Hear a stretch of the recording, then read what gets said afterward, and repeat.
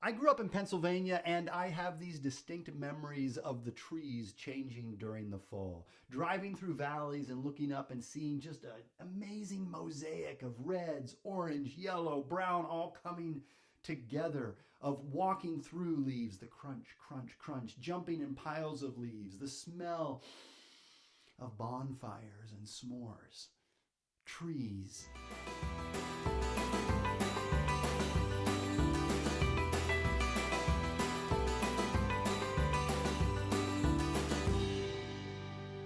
Trees are so important to us. We have sayings about trees. Someone might say, it's time to put down some roots. Rodney Dangerfield once quipped, I looked up my family tree and found out I was the sap. We also say sometimes don't miss the forest for the trees, and that's what I want us to do. I don't want us to miss what the trees are telling us, because trees are a signpost. I think they could unveil to us the big story that's happening all around us. The story of creation, fall, redemption, and then glorification, all in trees. And that actually shouldn't be entirely surprising, because they are a symbol of life itself. They are one of the longest living organisms on the earth. Methuselah is a Great Basin bristlecone pine. It's out in California in the White Mountains. And from what they've said, it is 4,800 years old.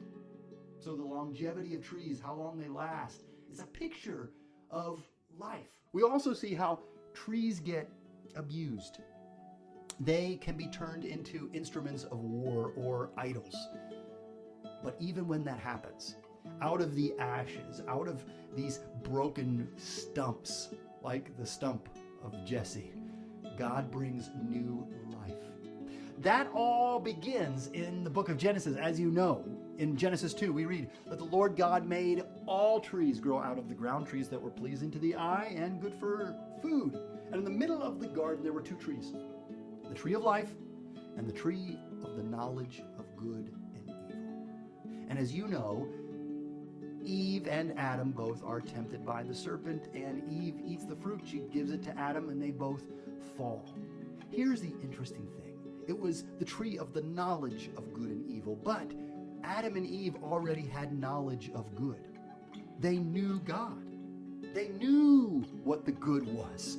And they knew that God was good as they lived in his perfect garden. We see this even in the New Testament in Mark 10, where Jesus says to the rich young ruler, why do you call me good? No one is good except God alone. So Adam and Eve knew good. They knew God. What they didn't know was evil. And they chose that on purpose. And we see this in our world today. We live in a mix of great good and great evil.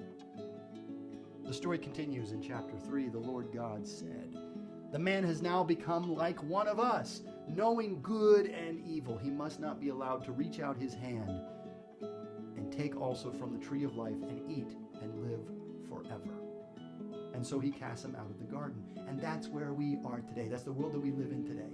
Good and evil all mixed up together. We see that even in our own lives. We have a great capacity for good and evil. Trees are a signpost, and God designed them to tell us something.